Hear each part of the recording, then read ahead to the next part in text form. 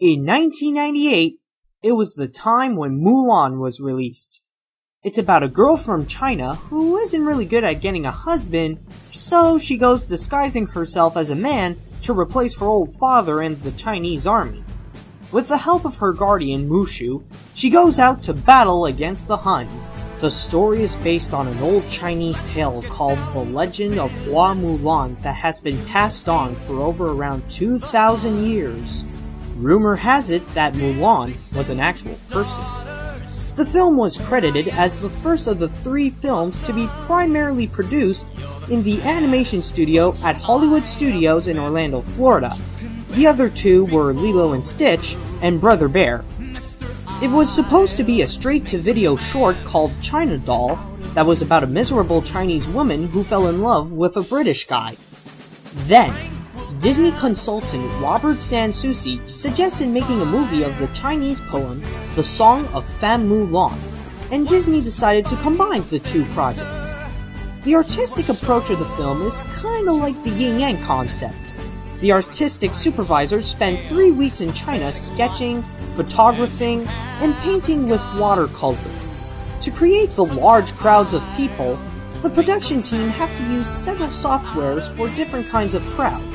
There's Attila for making the 2,000 Huns in the Huns attack sequence, Dynasty for the crowds in the final battle sequence, and Pixar's RenderMan to render them, and Full Plane for adding depth to the flat 2D paintings. When it landed into theaters, it really did well. It now has an 87% on Rotten Tomatoes, and it made more money than Disney's last 2 films. But not as much to pass as what the Disney films of the early 90s did. The film was credited to begin the career of singer Christina Aguilera when she released her rendition of Reflection. Both the original and her version were so well received, it landed her a recording contract with RCA Records. In 1999, Disney had released Tarzan, based on the story of Edgar Rice Burton's Tarzan of the Apes. It's about a guy who was raised by gorillas, had his first encounter with a human called Jane, the daughter of an explorer. Now Tarzan has to choose to either start a new life with Jane or stay with his gorilla family. The Disney animators actually hired a professor of anatomy to talk about how are they going to draw Tarzan's muscles. He would lay the correct type of muscles over their drawings to help show them how to depict a man at the peak of his physical skills. One of the main reasons why animation was chosen as the perfect way to execute a Tarzan story was because the character is so animal-like, it would have been nearly impossible to do those effects in live action. Ironically, this is the only major motion picture of an animated movie of Tarzan. To check how Tarzan's body would move while sliding down a log, the animators based his movements on pro skateboarder Tony Hawk while on his skateboard. This film actually made Rosie O'Donnell's dream come true, because she always wanted to voice a character in a Disney animated movie. To make the 3D backgrounds, the team developed a 3D painting technique called Deep Canvas.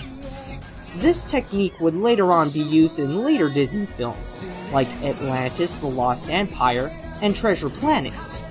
It's to allow the artist to produce a CGI background that looks like a traditional painting. The creators would later on get a Technical Achievement Award from the Academy of Motion Picture Arts and Science. When it was released, it did pretty much like Mulan. The critics really enjoyed it, and it earned around $450 million worldwide. That's very good, since this is the most expensive Disney film to make, with a budget of $150 million. Sadly, this would conclude the Disney Renaissance. But don't leave now! I still got more films to talk about. Like this one, Fantasia 2000. Today, this is the last package film that Disney released to date. Going back to 1940, the original Fantasia was supposed to have some new segments, along with the old segments, every time it would be re-released. The idea had never happened because of a box office failure, and they lost the European market due to World War II. The production team decided that to make the tradition appear in their film, they added the most popular segment of the original, The Sorcerer's Apprentice. For the live introductions, they brought in celebrities including Steve Martin, Bette Midler, James Earl Jones, Penn and Teller, Itzhak Perlman, Quincy Jones, and Angela Lansbury. The new segments are as follows. Beethoven's Symphony No. 5 in C minor I Allegro con brio, where there's a bunch of triangular bats and butterflies going around a place with light, clouds, and water. It was actually the last segment that the team did in production. Next is Pines of Rome, that features a family of flying humpback whales. Yeah, don't ask why, just sit down and watch the pretty whales.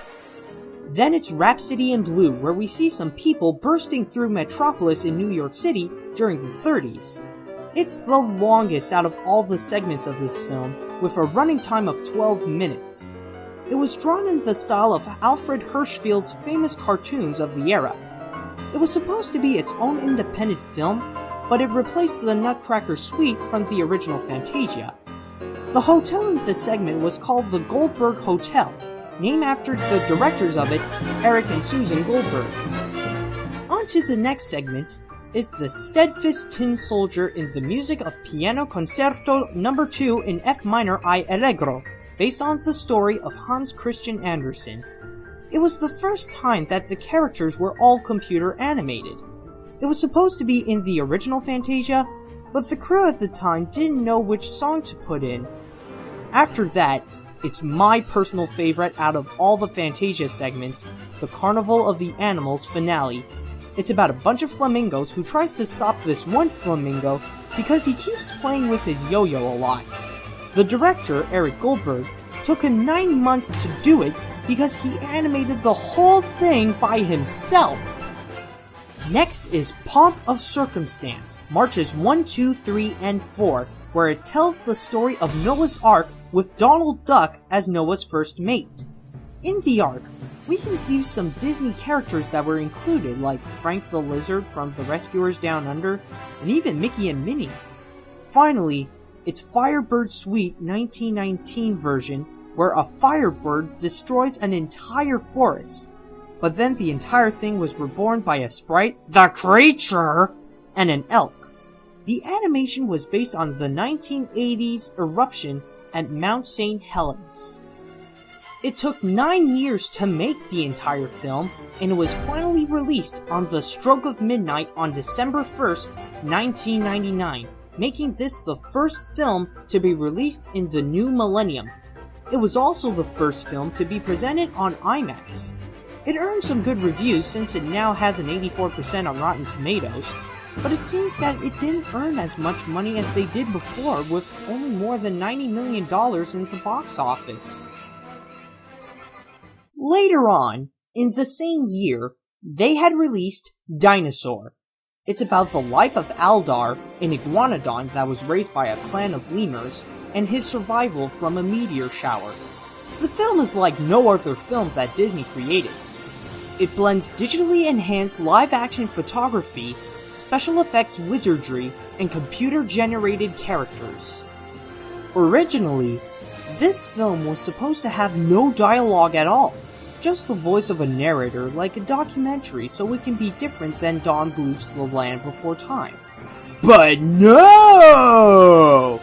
Mr. Eisner here insisted to have dialogue so it can be more commercially viable.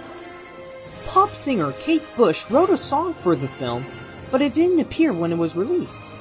Bush's fan site said that Disney wanted her to rewrite it, but she refused, while Disney said that they removed it because during a preview, the audience didn't respond well to the song. There's an attraction at Animal Kingdom in Walt Disney World that ties in with the movie that's called, well, Dinosaur. But it was meant to be called Countdown to Extinction. It was supposed to open at the same time as the film, but due to the technology that was needed to make the movie, It opened 18 months before the movie was released. On its release on May 19, 2000, it earned great amounts of money, with almost $350 million worldwide, but the critics didn't enjoy it as much as the other Disney films. Roger Ebert gave the film 3 out of 4 stars, saying that he loved the visuals, but he didn't like the choice of making the animals talk. Thanks, Mike! Way to think with your wallet!